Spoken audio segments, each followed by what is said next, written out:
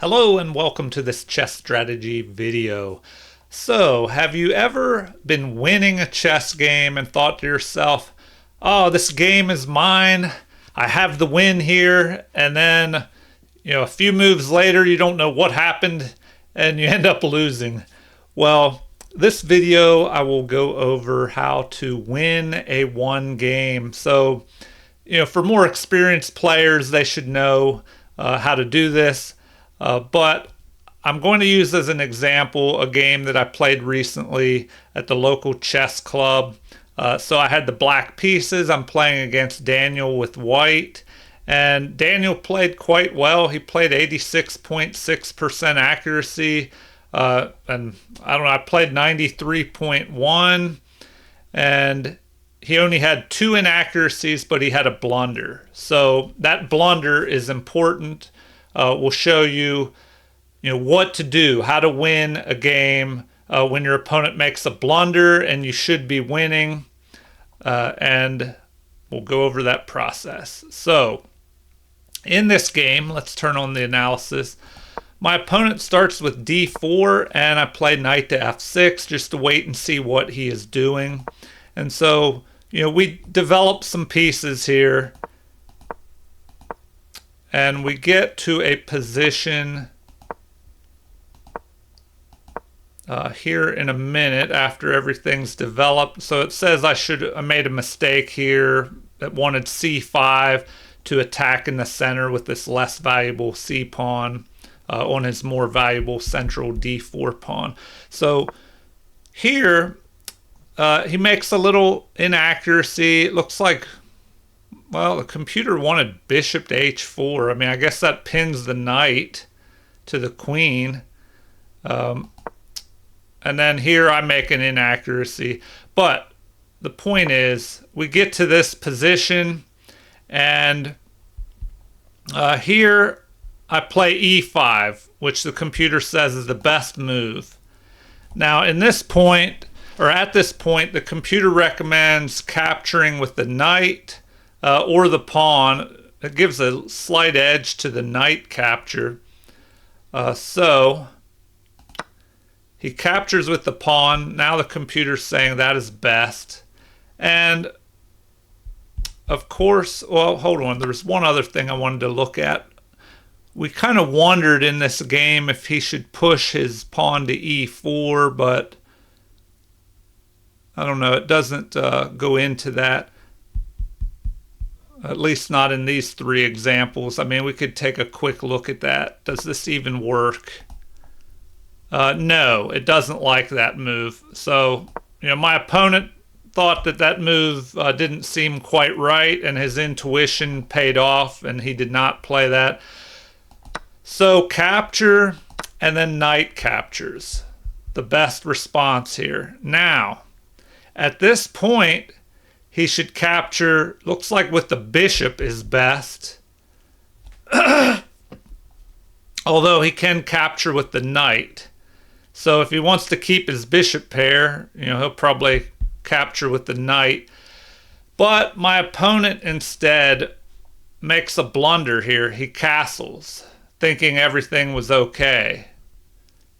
So he commits the blunder here. Now, what should he have done? We could take a quick look at that before we get into how you win a one chess game. So knight captures. Now it's saying that should be done. Knight captures, bishop captures, and then capture. The queen ends up in the center. And now you have queen to a4 check, which you can block with the bishop. Or both sides can just castle on the king side here. But that's how the game should have played out. But after this blunder, which, castling leaves his unprotected bishop exposed here. So I go ahead and capture. And now, the computer says black is winning here. But how do you go about winning this one game? I mean, there's still a lot of pieces on the board. There's a lot left to do here. So my opponent moves queen to a4 check here. developing a piece, but this kind of helps me block. It looks like, once again, pinning, bishop to h4, getting rid of this knight, maybe, is what the computer likes. But I block. Looks like b5 would have been better. So how do you go about winning a one game? So I'm ahead in material here. When you're ahead in material, you want to just trade off pieces.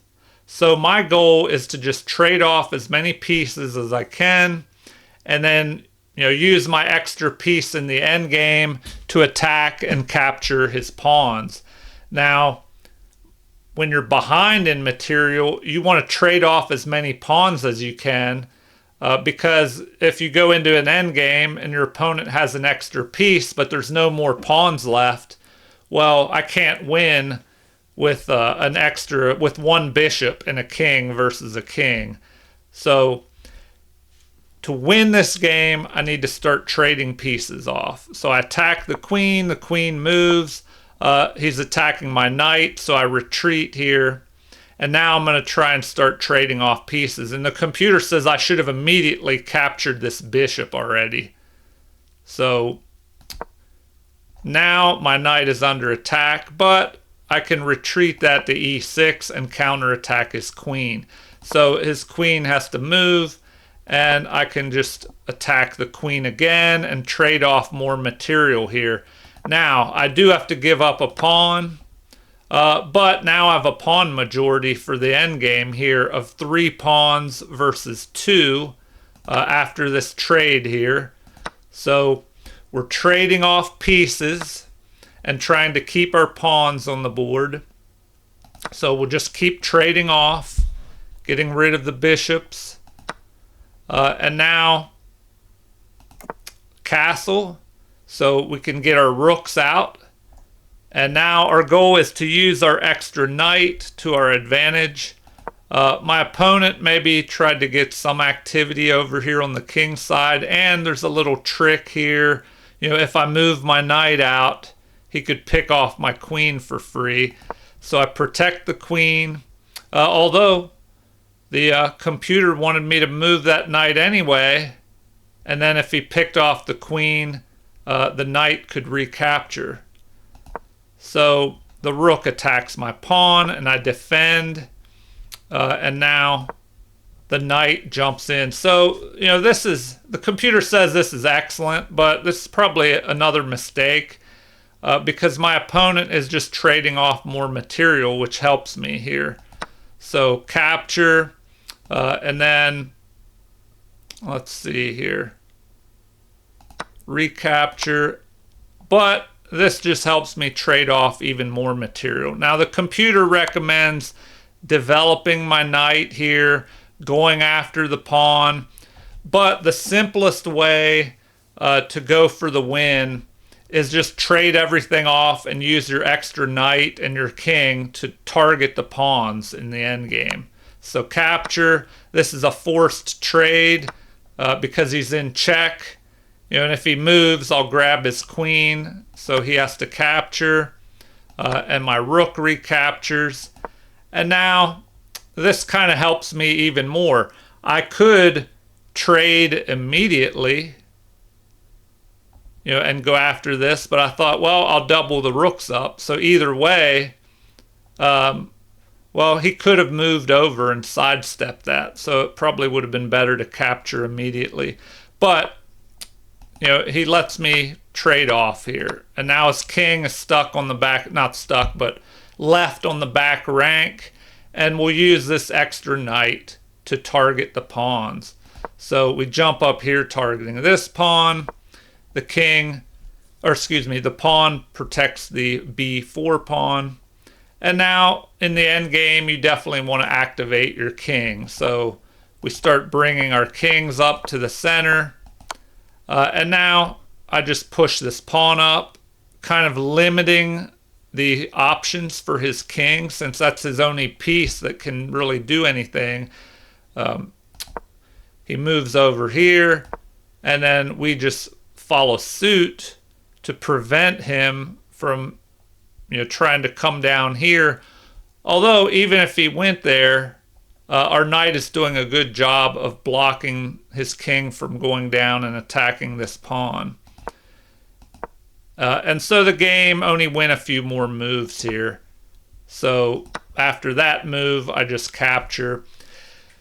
So another problem with losing a piece is that you can gain the opposition with your king, with the kings, and then move your knight and use that. If he has no other pawn moves left, you can just force his king back and make progress into his territory and start picking off his pawns.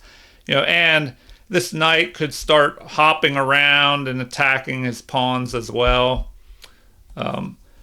But we just have, what is it, 6 pawns to 4. So we have extra pawns and the extra knight. So my opponent resigned here. But if you're ever in a position where you're ahead in material, don't make things complicated. Just try and simplify by trading down even material. Trade down like we did in the game. I'll go back a little bit. Let's see. Step it back here.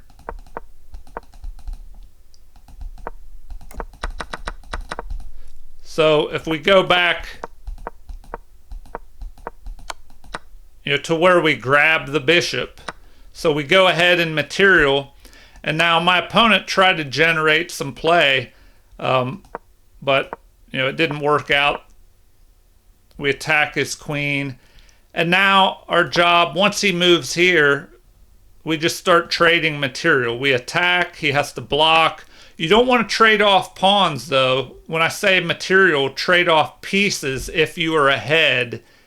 If you're ahead by 1 pawn or a piece, like in this game, then you want to trade off the pieces, not the pawns, because those extra pawns, any pawns that you have in the end game, you can try and promote them to a queen for the win.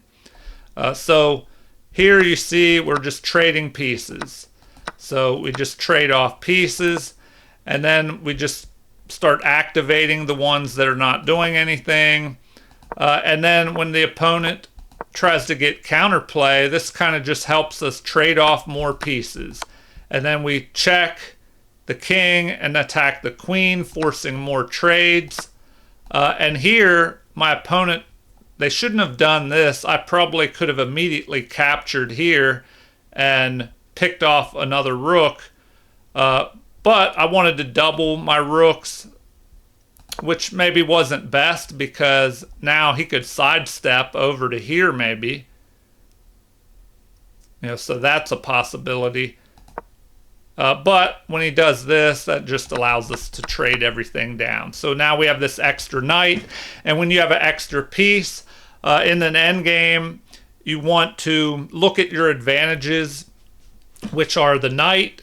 So you might as well put that knight in the center and start using it. We attack, he defends, and then we have a long-term endgame advantage here with 3 pawns versus 2.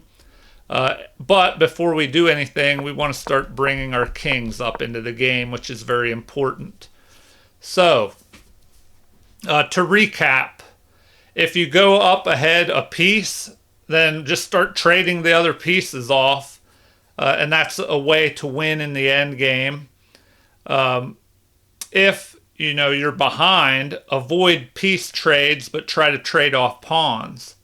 So that goes for the person that's ahead too. You want to avoid too many pawn trades and use those pawns at the end to try and win. So here, we use this pawn just to attack and limit the options for the white king. And the game goes on a little further.